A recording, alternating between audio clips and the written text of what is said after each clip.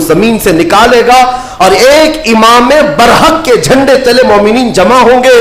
پوچھا گیا وہ امام برحق کون ہوگا؟ میرے آقا فرماتے ہیں وہ میری اولاد میں سے ہوگا, اس کا نام میرے نام پر ہوگا, اس کے باپ کا نام میرے باپ کے نام پر ہوگا, اور اللہ اس کو امام مہدی کی شکل میں بھیجے گا. ہاں, یہ زمانہ بہت قریب آ چکا. اور صلاح الدین جیسا جرنیل ہم نے تاریخ میں دیکھا نہیں. وہ عاشق رسول تھا, فنا فی الرسول تھا, زندگی سب وقف کر دیا تھا بیت المقدس کے نام پر. تقریباً 18 سال تک جنگلوں, بیابانوں, ویرانوں میں بھٹکتے رہے اپنی فوج کو لے کر. کتنوں سے مقابلہ کیا, اپنوں سے بھی غیروں سے بھی, کیونکہ جماعت کے غدار منافقین سے آپ کا بڑا مقابلہ ہوا ہے. سب سے زیادہ تکلیفیں حضرت صلاح الدین ایوبی کو یہ وہ ٹکڑے ٹکڑے جو بادشاہ ہوا کرتے تھے اور خلیفے بنے ہوئے تھے ان سے تھا, کیونکہ وہ عیاش تھے, اپنے حرم کو دنیا سے آباد کیے ہوئے تھے. صلاح الدین کو قتل کرنے کے منصوبے تک بنے, 4 بار جانی حملے ہوئے, پھر بھی اللہ جسے بچانا چاہے. صلاح الدین کا وہ دن بھی آ گیا جب 12,000 کی فوج لے کر 4 لاکھ صلیبیوں سے تنہا لڑ رہا تھا. کوئی مقابلہ ہو سکتا ہے؟ سوچو ذرا تاریخ میں. یہ میں اپنی لکھی ہوئی بات نہیں کر رہا ہوں, ایک انگریز تاریخ دان ہے, اس نے خود کتاب میں لکھا ہے کہ تاریخ کا ایک عجوبہ ہم نے دیکھا ہے کہ 4 لاکھ صلیبی عیسائی ایک جگہ تھے, پورا روم یورپ سب امڑ آیا ہے, اور مقابل میں صرف اور صرف ایک سپہ سالار صلاح الدین 12,000 کا فوج لے کر آیا. 12,000. وجہ یہ ہے میرے عزیزوں, 4 لاکھ وہ لائے ہوں گے کھانے پینے والے, لوٹنے کھسوٹنے والے, لیکن صلاح الدین کے ساتھ جو 12,000 تھے وہ جان کا ہدیہ گنبد خضرا میں پیش کرنے والے تھے. ان عاشقوں کی جماعت تھی, اور اللہ تعالیٰ نے صلاح الدین ایوبی کو فتح عطا فرمائی, پھر سے پرچم اسلام لہرایا. میرے عزیزوں, یہ تاریخ تھی 6 صدی ہجری کی, اب یہ 15ویں صدی آ گئی ہے. 6 صدی ہجری سے لے کر بیت المقدس اذانوں سے گونجتا رہا, نمازوں سے آباد رہا, مومنین کا وہاں پر جمع غفیر رہا, لاکھوں کی تعداد میں لوگوں کا آنا جانا چلتا رہا, بلکہ بڑے بڑے جید علماء صالحین وہاں پر آباد ہوئے.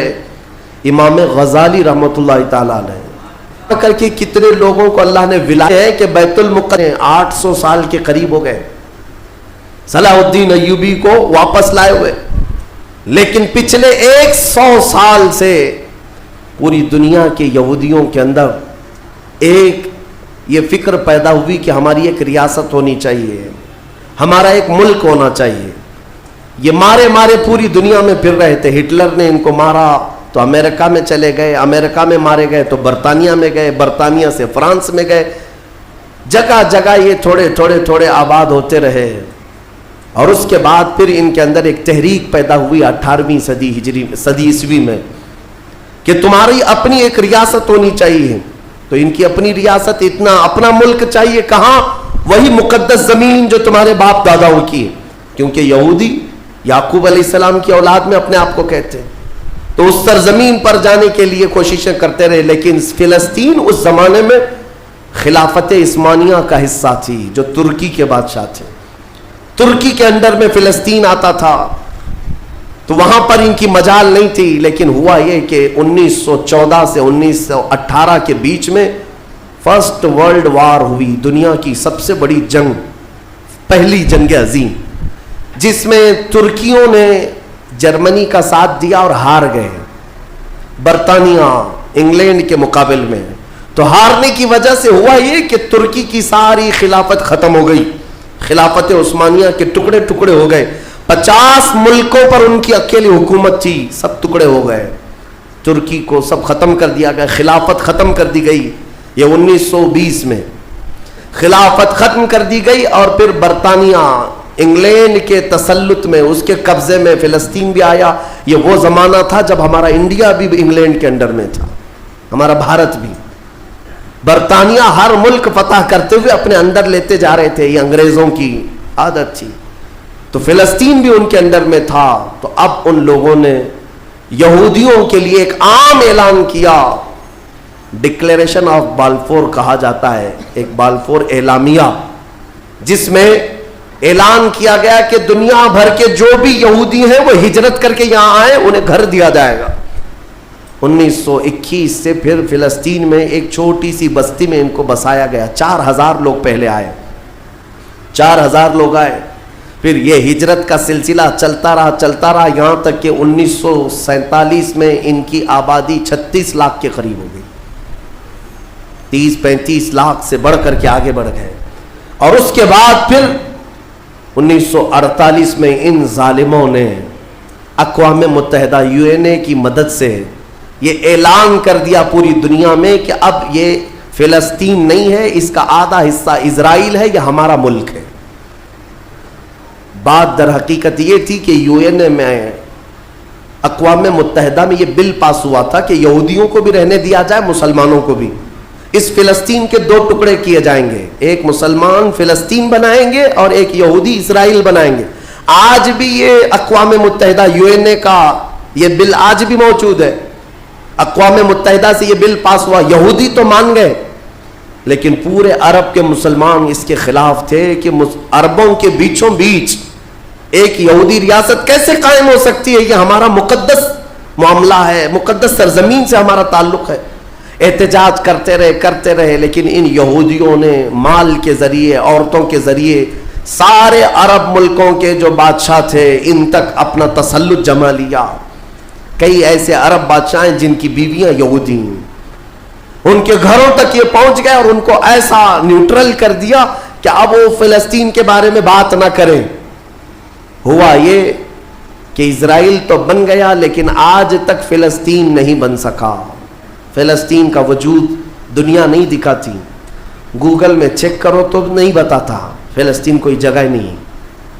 मेरे अजीजों, हर 10-10 साल पर ये ज़मीन को हड़पते आज पूरा वो अर्ज़ मुक़द्दस जिसको फिलिस्तीन कहा जाता है 90% यहूदियों के कब्ज़े में आ गया।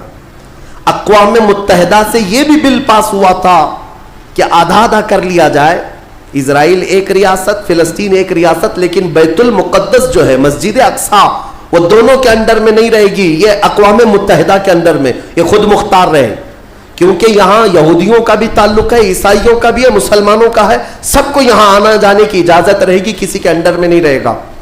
ये पास हुआ था, लेकिन आज हालात ये है कि इस बैतुल मुक़द्दस की दीवारों पर, दरवाज़ों पर ये वहशी जालिम इजराइली बंदूक ताने आज भी खड़े हुए। ये जिसे अंदर जाने दें वो जाएगा। पूरी दुनिया अपनी आंखों से देख रही है इनकी खयानत, इनकी गद्दारी को, लेकिन कोई एक जुमला तक नहीं कहता कि इजराइल दहशतगर्द है। आपको मैं एक आंकड़े अगर बताऊं तो आपके रोंगटे खड़े हो जाएं। इन्होंने फिलिस्तीन के मुसलमानों में से अब तक 2.5 लाख सिर्फ बच्चों को कत्ल किया है इन इजराइलियों ने।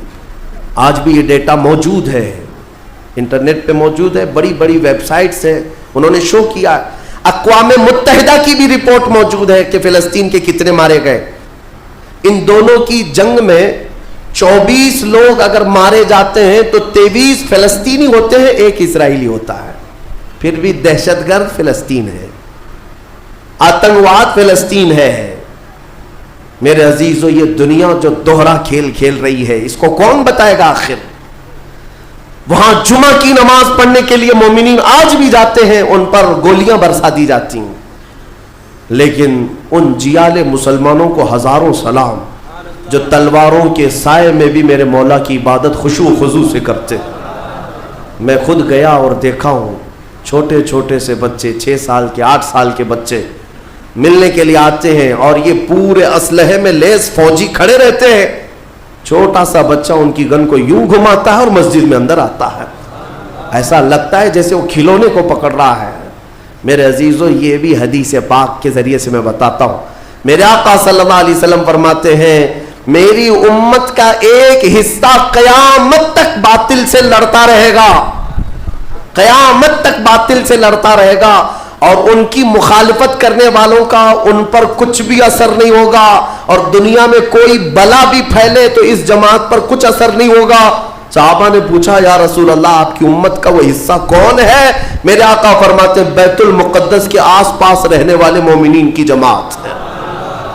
ان کی فضیلت میں میرے آقا نے فرمایا قیامت تک لڑتے رہیں گے، قیامت تک، اور ان کی خلاف کرنے والوں کا ان پر کچھ بھی اثر نہیں ہوگا. اور ہم دیکھ رہے ہیں ارے بڑی بڑی عمارتیں ایک بم سے گرا دیا، دوسرے دن ان کے آس پاس ان کی گاڑیاں بھی چل رہی ہیں، دکانیں بھی چل رہی ہیں، بازار بھی چل رہا ہے.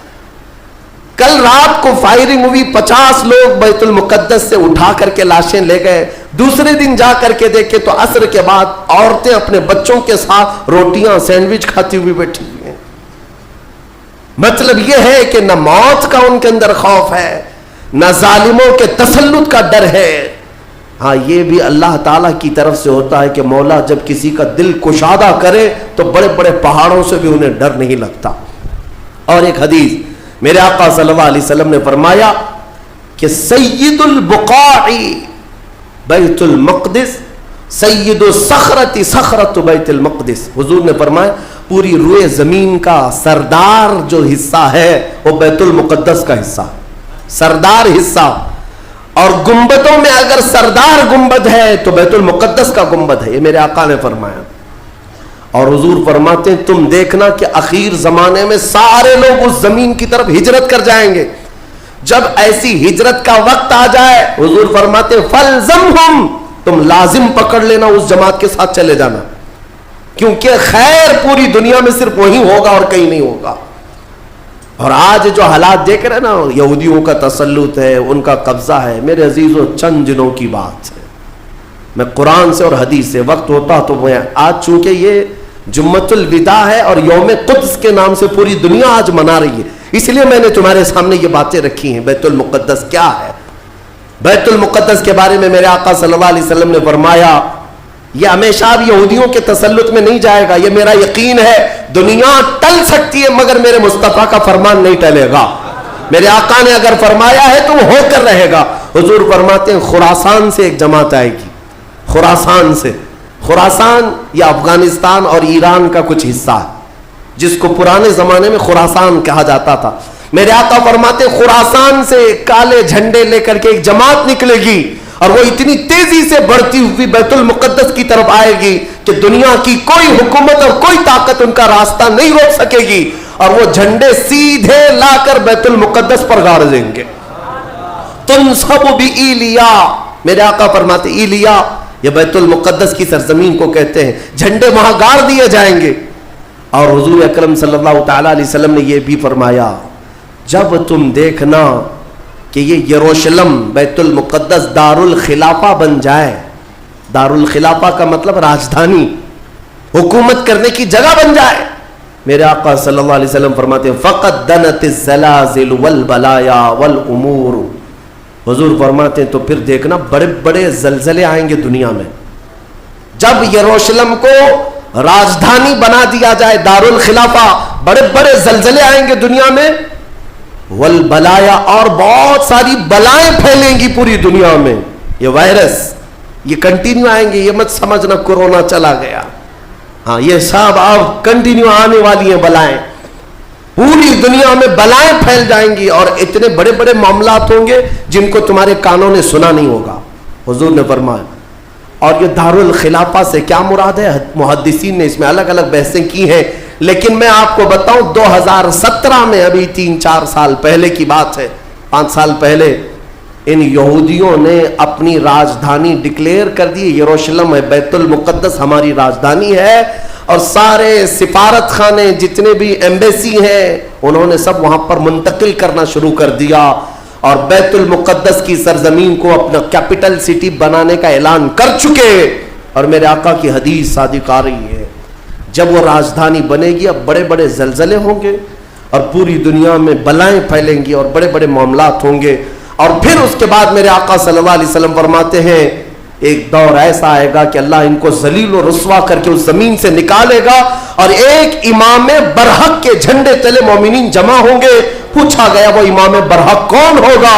میرے آقا فرماتے ہیں وہ میری اولاد میں سے ہوگا، اس کا نام میرے نام پر ہوگا، اس کے باپ کا نام میرے باپ کے نام پر ہوگا، اور اللہ اس کو امام مہدی کی شکل میں بھیجے گا.